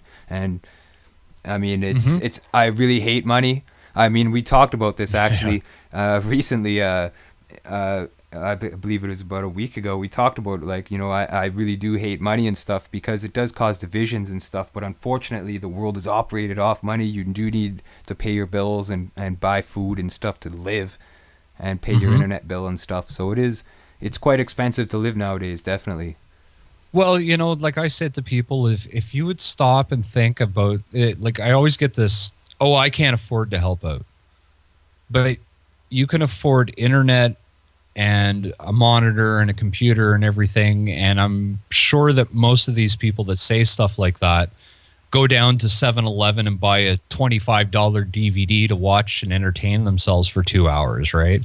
Like a lot of people that write in and say that stuff. Like I know there are people out there that are legitimately poor that listen to our content. I get a lot of people that watch it on iPads. And that's the only way they have to access the internet is they have to go to some coffee shop or whatever with free Wi-Fi, and they sit there and watch our content. And that's really cool. And those people, you know what? Don't ever worry about giving me a dime. Absolutely. But if you can afford to go out and buy 3 or 4 DVDs a month, I think you can afford to buy a $3 membership to the site. And I say that stuff, and realistically, it's only 1 or 2% of the people that are even like that. The 1 or 2% that email you and they're like, how could you be charging for this, getting rich off the truth movement and whatnot? And then you've got the other 98% that are cool with what you do and they support you. They just don't generally say too much. So yeah, well, that's the thing, right? Like one of the reasons why I hate money is because my whole life I've lived without it, and I understand that when you do make money, you got to pay your own bills, you got to buy your own food. It's very hard to survive nowadays because of the cost of living alone. And I understand 100% that it is hard for people to donate and purchase DVDs and all that kind of stuff, which is totally understandable. And that's why I hate money, actually, is because we do need that stuff. We do need money to be able to live, otherwise we'll die, and that's unfair to me, in my opinion. But well, it is. It's slavery, though, right, Mark? It's the invisible slavery grid. Yeah, you said it. They use money and these things that we can't see. It's funny. Somebody, I can't remember who it was that quoted it, but said, humans are a funny animal. They're the only ones that chain themselves with invisible chains. And that's true. We do. I look at people, I'm almost 40. I'll be 40 next year. And I look at people that I, went to college with, or I graduated high school with, or whatever. And I look at their debt loads. And these people are walking around with, a $400,000 mortgage, $200,000 vehicles, all these toys and TVs and all this stuff. And it's all on credit. And they're paying through the nose every month, and they barely have any other money left other than what they pay out in credit, just so they could have all these creature comforts that really don't mean anything. And it really bugs me, I don't understand it. Like, why are we wired like that? Yeah, and we even have listeners in the chat room right now agreeing with what we're saying. Money is not everything. Life is everything, really. Living your life and being free and being able to experience the wonderful things that life has to offer. But because of financial restraints and restrictions, most people will never get to see that, unfortunately. And you're all right. There's some people that have $200,000 vehicles, like $500,000 to $1 million homes, and yet there's a whole nation. There's entire nations who have no money to be able to live. They live in grass huts, and they drink water that has malaria in it and other parasites, and they get sick and die. Yeah, exactly. It's very sad. And it would cost less than $1 million to fix that problem. That's what I don't get. Oh, yeah. That's the thing. Like the amount of money we spent on just the Iraq portion of the war. No, I guess not us, but the Americans. What they spent on that part, just that war, could have ended world poverty. And you look at a guy like Bill Gates and all these, these multi-billionaires are giving away all their money. Well, if that's true, why isn't poverty done? Because we could end it tomorrow if we took the money and put it into it. The reason that poverty is never going to useful control method, and as long as these pricks are in power, they're going to use poverty against us. That's what they're doing right now. You notice that after, like, I don't know about what your parents were like, but my parents were, the typical 2.5 kids with a white picket fence, system suckers that followed, they had the job and they wanted the car and the house and everything that went with it. And, they had to live in a certain lifestyle and they had to cut their hair a certain way and all this stuff. And it always struck me as weird. Like, why are they like that? And then you see this new generation of people that are my age and younger, and we're all starting to rebel against it. So what are the powers that are doing? They're taking those comforts that my parents had and taking them away from us because they know that we're not going to let them push us around as much as our parents did. Yeah. You're right. This is what they're doing. They're starting to cut the economy out. You look at what happened in the news here in Canada in the last few days, or a few weeks. We had Jim Flaherty suddenly quits as finance minister from the Conservative government. And everybody's wondering, like, well, why would Jim Flaherty quit? He only had a year left to go. He's been at it for a while, too, yeah. Yeah, exactly. And he's done a great job. Yeah, well, depends on whose payroll you're on. But anyway, he suddenly quits, and they implement that other idiot, the racist guy there. I've seen those headlines, actually, yeah. Yeah, and everybody's kind of wondering, well, why is this going on? And then I think it was Thursday or Friday, Bank of Montreal cut their lending rate to 2.9%. And then it made sense to me what's going on. They're starting a housing bubble in Canada. Actually, there is a housing bubble in Canada. I mean, what's a condo go for in Toronto? $1 million or something ridiculous? Vancouver, Toronto, and Montreal are retardedly expensive. That's interesting that you said that about BMO, Bank of Montreal, actually. I mean, I could say something right now, but if I did, I'm sure that I would get sued big time because of contracts that I had to sign with my employers before and stuff. But I know I foresee things coming in the future in regards to BMO, Bank of Montreal, and other places like that because I've worked with it. I can't say on air actually because if it ever did get out, I would be sued. I would lose everything I have, which is nothing. Yeah, but well, see, that's the sad part, right? They throw you in jail for it. Yeah, they'll take blood from a stone. Really? Yeah. Oh, yeah. And they will. And that's the sad thing. Like, at least with me, I know what's going on for the simple fact I've been following it so long, and I knew it was coming because I watched the same thing happen in the U.S. and all of a sudden I started seeing them do it in Canada. And what they're doing, like, I know a guy that is going to school. He's a med school student. He's got 3 years of school left to go before he's a doctor. His wife works a job where she makes, I think, it was like $50,000-$60,000 a year. So they're living off that one income. They walked into the bank and filed for a mortgage. They walked out with $750,000 to buy a house with. They can't afford $750,000 at the rates the money they're making. Yeah, maybe when he's out of med school and he's a doctor, he can make that kind of money. But for right now, they can't even prove that they could ever own that, like be able to afford to pay for that house if the interest rates change. Yeah. And that's what they're doing. They're setting up this housing bubble because much like the States, they're going to start taking the private property away from the low income because they don't want us owning property. And so this is a way to do it. Yeah, and it's blatantly clear that the inflation is skyrocketing. You could look at the price of bread nowadays. It's $3 or $4 for a single loaf. The housing, like to be able to rent an apartment nowadays, is insanely expensive compared to what it was just a couple years back. I mean, it increases every year. Once one tenant moves out, the rent increases before the next one moves in, and that happens a couple times a year sometimes if they have a lot of tenants coming in and out. And we're seeing one-bedroom apartments sitting at about $800 to $1,000 now. Some you can still get for $600, $700, but those are really low-end places, and even that's expensive. I think for a one-bedroom single person living on their own. It is. Well, like, I mean, you look at what it costs to live here in Yellowknife. It's ridiculous. Like, I pay. How is it there? The pricing. Oh, well, like I have a townhouse because I have a family and whatnot, and I have to have quite a bit of space. And we're paying $2,000 a month just for our rent, and then we have to pay our bills on top of that. So wow. Yeah, like, I mean, what are the food costs up there? Like, I heard up ridiculous. north it's really expensive for food and alcohol and any extras, anything that needs to be imported. Yeah, anything is expensive up here. What's the price on a case of beer up there? 24 beers.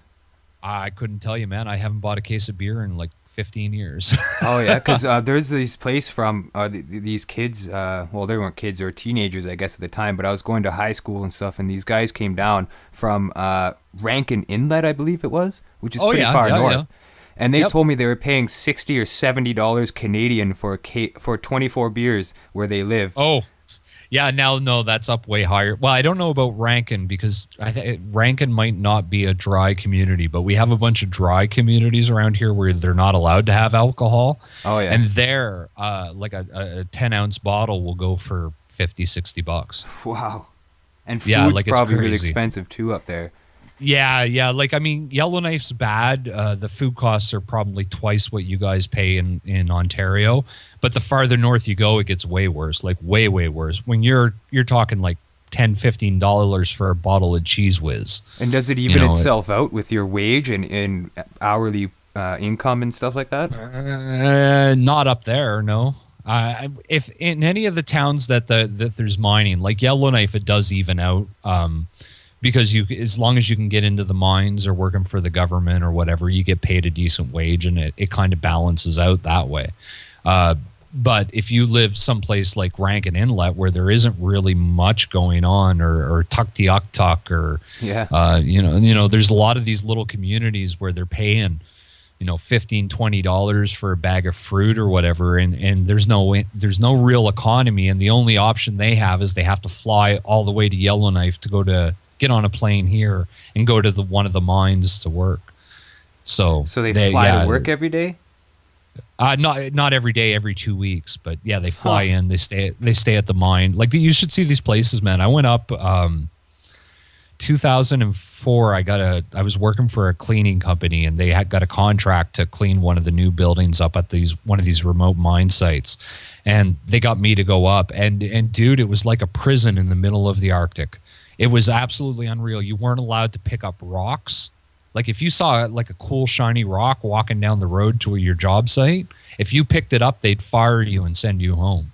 Huh. When you went in, you got X-ray, when you got out, they would like X-ray you and make sure you didn't have diamonds on you. You can be strip searched, cavity searched. Like it was a prison in the middle of the Arctic. It was scary as hell, but they pay really good money, so a lot of people do it. Mm-hmm. Yeah, that's interesting, because one thing I'm noticing with the rising cost of inflation is the wages are going up, but a lot slower. In comparison, and that's going to have a huge effect on people in the next few years. I guarantee it. It already is starting to have a stranglehold on a lot of people.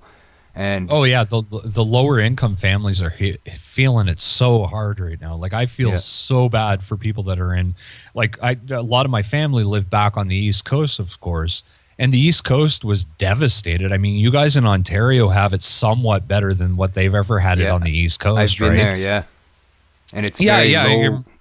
It's very low-end living even. There's not a lot going on. It's a lot of the housing too. Apartments you can rent are dirty and run down, and Yeah, everything's fallen apart, and if you do have money, you've sold your soul to the corporate, interests in the area. Because the vast majority of people don't have any money.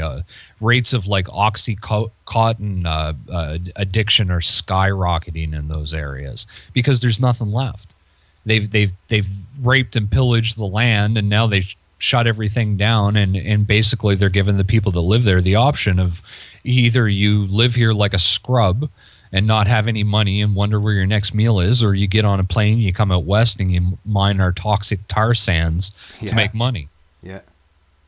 Absolutely. And a lot of people are doing it because, you got a family to feed. You get in the truck and you go to, Fort McMurray, and you work your month-long shift in the toxic waste dump that's going to give you cancer.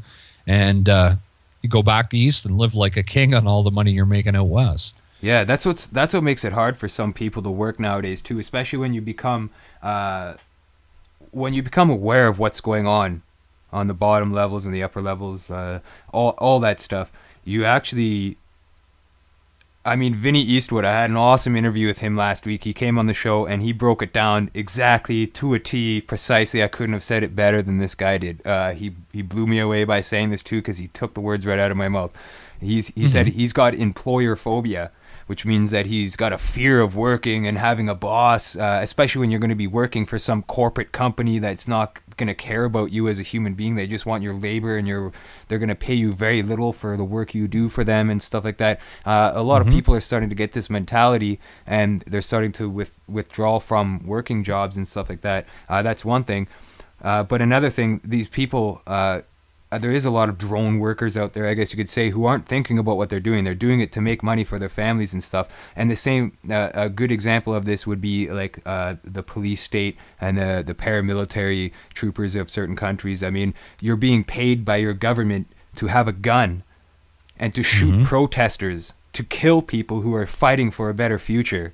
And these people are doing it to make an hourly wage in a paycheck, and they're in uniform for the government. They're like the mob for the government, doing their job. That's what they're doing, right? They're saying they're working their job, and they're going to kill you if you protest this. These people have to really think about what they're doing in their little brains and say, I got to put this gun down and join the protesters and say, okay, peaceful change. We could do this. Well, see, and that's the problem with a lot of the protest movements that are out there now, is they've been so co-opted by these agent provocateurs. They get out and you've seen it in the G20 riots in Toronto. The smashing of everything, yeah. Yeah, the smashing windows. They burn a cop car as the cops back away and let them do it. We've seen it in Montebello when they had the cops, the cops dressed up as protesters, and the guys from the labor union actually caught them because of their boots were the same as the cops. Yeah, and they figured out that they were cops. This is the stuff they try to do with protest movements, and that's why protests generally don't work. They're generally overridden by the agent provocateurs and people with nefarious purposes for the group. You go back in history, even in like the Jacobin revolution in France. After it was over, they hung all the rebels. These people that just fought and won this revolution. They turned around and hung them and implemented new people into charge. Well, that just tells you like who actually controls revolutions, right? Another one is the American Revolution. People point to that as like it's some great thing that happened, and it really wasn't. It was just one group taking over from another group and doing it somewhat. They were smart in the way that they said every man could have a freedom, but they never stopped to say, well, unless you're a slave, right? Like I'll tell you that. No, and America wouldn't exist if it wasn't for slavery. There was no way that it would ever work, and that's not just black slavery. This whole world wouldn't exist if it wasn't for slavery. The modern corporate world, yeah, definitely not. Exactly, and see, this is the thing is we look at slavery in the Americas as being primarily it was black slaves taken from Africa, brought over and like beaten into submission. But that wasn't just the only people. We had to look, the Native Americans were taken as slaves. Yeah. There was a large contingent of white slaves. You know, like what happened during the Civil War wasn't them fighting over slavery per se. They were just fighting over either slavery to just the blacks and the natives and the people born into slavery, or slavery for everybody. And the slavery for everybody team won, and that's why we're all slaves now under this corporate entity. Mm-hmm. You know, and like didn't they start implementing birth certificates and stuff like that right after World War II, because the Nazis were doing that to document their citizens? And exactly, that's why we have birth certificates now, is because of the Nazi Party. And an amazing book. They figured out a way to track people on a large scale as far as like taxes and basically your slave wages, you know? Yeah. And an amazing book is Jim Mars's The Rise of the Fourth Reich. It explains it to a T how the Nazis implemented themselves with the American society and democracy and all that stuff. I mean, it's weeded right in there, influenced directly from Nazi ideology, essentially. And it's really freaky, I guess, when you learn about this and you realize, oh, like, I have a birth certificate, you know, I'm a number, Yeah, well, I mean, you look at what happened here in Canada. You know, we like to talk about our socialized medicine, which, you know, like I got in an argument with an American about this the other day. I think socialized medicine isn't a bad thing. I don't think that if I fall down and break my hip, I should have to lay in a bed while they argue over which, you know, insurance provider I should be using, and I end up getting a blood clot and dying while I lay there. You know, like that doesn't happen very often with socialized medicine. But the other problem with it, it's a two-edged sword, right? Yeah. Like as well as helping a lot of people, they want to help us because socialism it's a good investment. Well, it's a good investment, sword, right? Well, yeah, like they want to make sure that we're healthy, because if we're healthy, we can work. So they're more than happy to pay for our health care. But like I said, yeah, it's a double-edged sword. And we look at the father of healthcare in Canada, Tommy Douglas. Tommy Douglas wanted to like kill off a bunch of people with special needs. He wanted to sterilize people that were thought of as genetically impure. And this is the great grandfather that the great guy that the NDP always points to as their great saviors. Oh, look what Tommy Douglas did. And I'm like, yeah, man, Tommy Douglas was a eugenicist. He was also a big supporter of people like Hitler. You know, why don't we ever talk about that in our country? A lot of the founding people in the medical industry in Canada were genetic supporters and supporters of the Nazi Party. Definitely. Well, you know that one of the sick truths about modern healthcare is if it wasn't for all the experiments that the Nazis ran on people, we wouldn't have the medicine that we have now. Isn't that's a sick and twisted experimenting? Thing. Stop and think. Yeah, if they didn't do all those experiments, they wouldn't know how the body would react to a bunch of different things. Yeah. As disturbing as it was, it all played into modern healthcare and how we survive. And like I said, the biggest thing with them is that they want to keep us healthy, because a healthy people is a healthy workforce, and a healthy workforce allows them to do what they want. But they don't want us too healthy, right? They want us to die at 65, 66 as soon as we retire. Yeah. They can put us in the ground because we'll die of cancer or a heart attack or whatever, because we've been eating chemically laced food all of our lives. And maybe it didn't kill us when we were 20, but it will kill us when we're 65. Mm-hmm. It's all comes back to eugenics, man. Yeah, absolutely. And Dr. William Hutton was the person who first put fluoride in the drinking water in Brantford, Ontario, and he was a Canadian eugenicist. He was part of the actual Eugenics Society of Canada. So all these people that are, and he was a major person in the medical industry as well, definitely, and all these people in Canadian history that definitely were eugenicists, and that's disturbing. I'm sure a lot of doctors nowadays are the same way. You know what I mean? Mm-hmm. Well, I'm sure the thing is it's not so much that they've sold off or come under control of some nefarious group. They've been sold an ideal. Yeah. That was my biggest thing with people that run around and scream the Illuminati's in control of everything, and they don't understand what the Illuminati is. The Illuminati isn't just a group; it's an idea. Yeah. That's what the New World Order is. It isn't just a group of people; it's an idea. And an idea is way more powerful than a group of people. Yeah. You don't have to get people on board and let them know all your secrets. You just have to get them to believe in your idea. Once they believe in your idea, they do whatever you want. And that's what these people do, right? Like the medical industry, it isn't that everyone's controlled. It's just that they're being fed bullshit from the time they go into med school, so they never know any better. Yeah.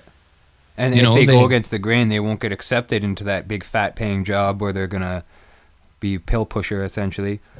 Exactly. Like it's self-censorship in a lot of ways. Like there's a lot of other methods to use other than controlling people through, their paycheck. Just social pressure is one of the best ones, right? And that's what these guys do, is they use social pressure to suppress anything that may go against the grain of the establishment. Yeah, and I think, like the New World Order, a lot of people actually do refer to it as a group of people, but that's not what the New World Order is. The New World Order is an idea, like George Bush said. It's an idea. It's a plan. It's an big event. Idea. It's a new world event, order. Essentially. It's not a group of people. It's actually the idea. It's their goal. It's their agenda, the New World Order. The group of people behind it are a variety of people. Secret society members, people that are high ups in Masonry, or that's what the Illuminati is essentially, because the Illuminati infiltrated the lodges back in the day, and their ideas and their ideology became adapted. Not to all Freemasons, by the way. Blue lodges don't participate in that, but it's when you get offered to go into like Order of the Garter and all these other groups that branch off from Masonry, Royal Arch Masonry. That's when you really start becoming part of the secret agenda to control people, because then you really understand, you're really aware of the psychological conditioning and control that's needed to control a group of people. And to be able to do that and have access to do that, you have to be privy to some very private, confidential information. And the best way to keep that secret is in secret groups, Bilderberg, CFR, all that stuff. Yeah, exactly. And I mean, you take it down a little closer to our level, is you look at cops. How many cops are Masons? How many judges are Masons? How many lawyers are Masons? And they all work together, and they all collude behind closed doors and do all these things that would normally be illegal unless you're, a Freemason in certain lodges or whatnot. I'm not, and it's not every Freemason. Like, I mean, most Freemasons I've ever met were just guys that used it like a social club. Yeah. They go and they hang out. And they get, One awesome episode. I actually watched an awesome episode of yours, was with Frater X. You did an interview with him about Freemasonry, and he really opened my eyes to a lot about Freemasonry, because, I mean, I've claimed that I'm the anti-Mason, I'm the enemy of Freemasonry and stuff. But after watching that interview with Frater X, I kind of understand it a little bit better. And that's what I'm going for. That's what I thrive for, is understanding things a bit better.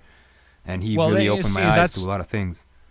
Yeah, and that's one of the deadliest parts of the truth movement, deception. That's when I'm working on a film now, and when that one's done, my next one's going to be on the truth movement, deception. I'm going to call it Nutters in the Rear View. Because a lot of these guys, they bring out this information and they just pollute it with crap, and it spreads, and it becomes, people start falling for it. And that's what they did with the Freemasons, is they basically alienated anybody that was a Freemason for a lot of years by calling them all bad. And they're not all bad. Most of them are pretty good guys, and they're not all devil worshippers and, into nefarious things. But some are, That's the real key to it. Yeah, absolutely. And all the Porch Masons and the Blue Lodgers, those guys there don't know what the upper guys are doing. And the only way you can get it to the upper levels is if you hold secrets and you prove yourself worthy to be presented with that information and the responsibility of knowing that information, because that's a big one there. You have to be responsible with that information. And the more sensitive the information, the more responsible you have to be guarding those secrets and safe holding them, I guess you could say. Well, that's why guys like you and me never get up very high in like corporate structures, because we won't shut up about things. Like we're not scared to, like, I don't know for sure about you. I assume from what I've watched of your shows and stuff, you're like me that way, is I won't put up with it. If I see something that I don't think's right, I'm going to speak up about it. And for years, I didn't understand why these guys that I worked with that, I did a way better job than they did. I worked harder than they did. Why did they get promoted? And then I finally started to realize that especially in corporate structures, the guys that get promoted are the ones that can keep the secret about what the boss is actually doing. Yeah. Yeah. The dark side of things. Yeah. Well, that's just it. Like when, like I was working for a company as a manager and we had to do a round of layoffs, and they told me, and I wasn't allowed to tell anybody for 24 hours. And it was the worst 24 hours of my life. I sat there, I was sick to my stomach because I knew I was going to have to go in there and lay people off that have families that were one paycheck away from disaster.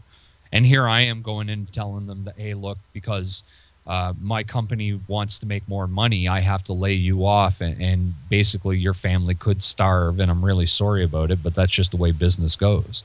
Well, I quit my job the next day. I couldn't do it. Yeah, because you have a heart.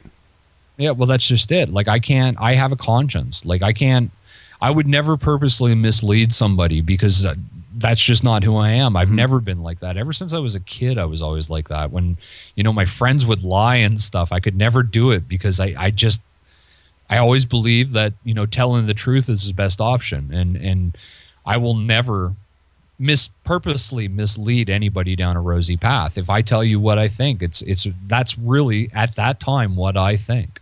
Yeah. And sometimes the truth does hurt. That's one thing, definitely. But myself too, I've always, tried to be as truthful as I can. There's some things that you don't disclose to people for your own protection. That's another thing.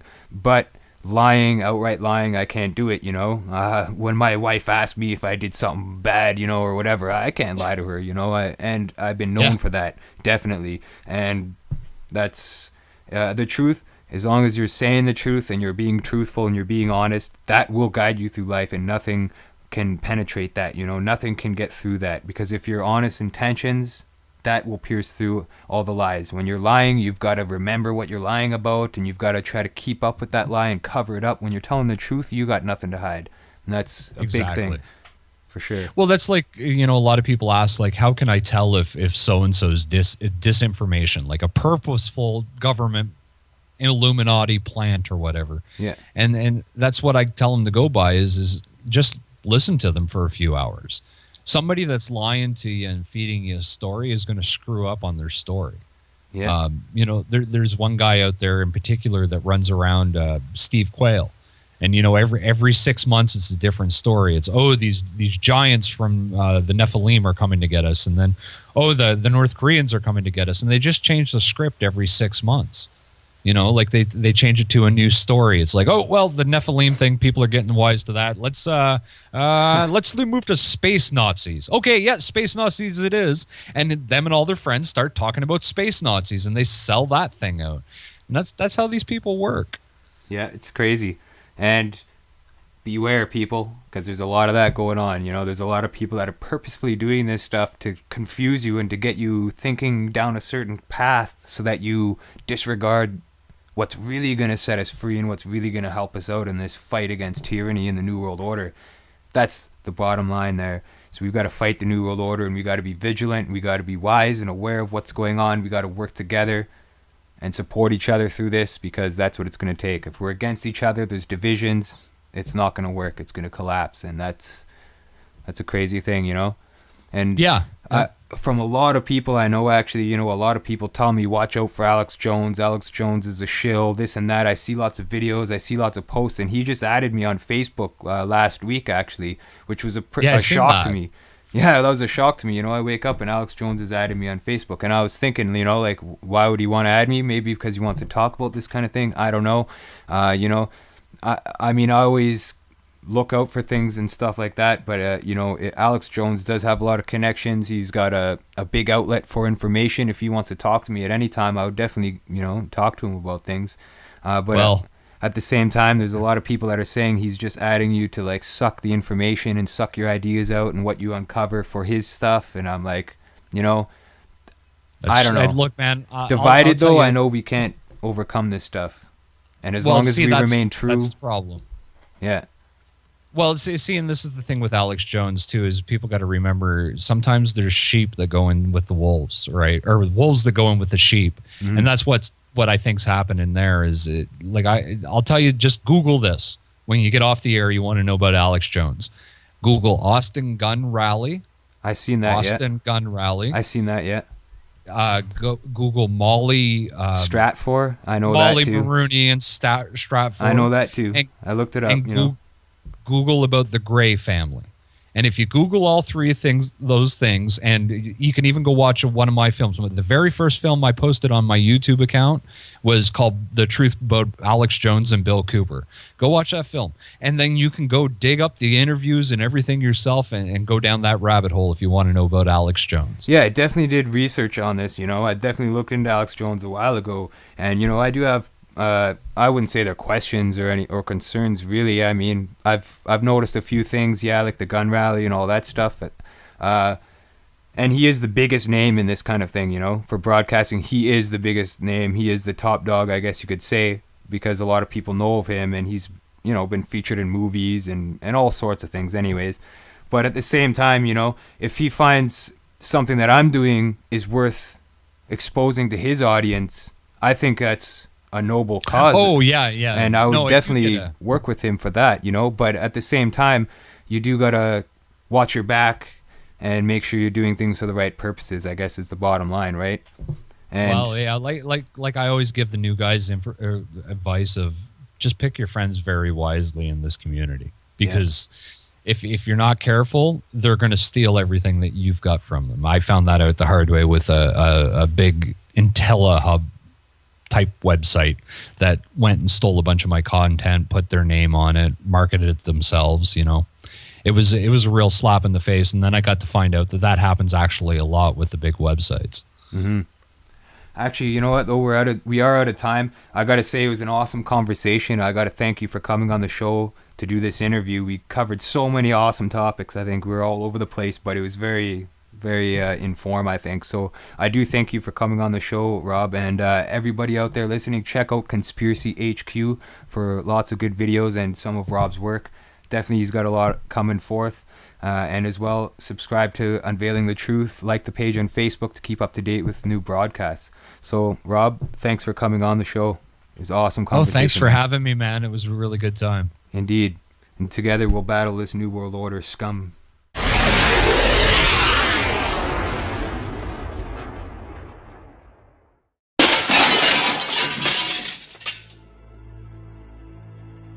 There comes a time in everyone's life where we must face the truth. But what is the truth? Did existence really begin with the Big Bang? Is what we've been taught in our history books some sort of fictional reality? It's hard to find the truth in a world full of lies. However, we do have the strength within us to find the truth, to unveil it, and present it to the world for what it really is. It's your world, your reality, your truth.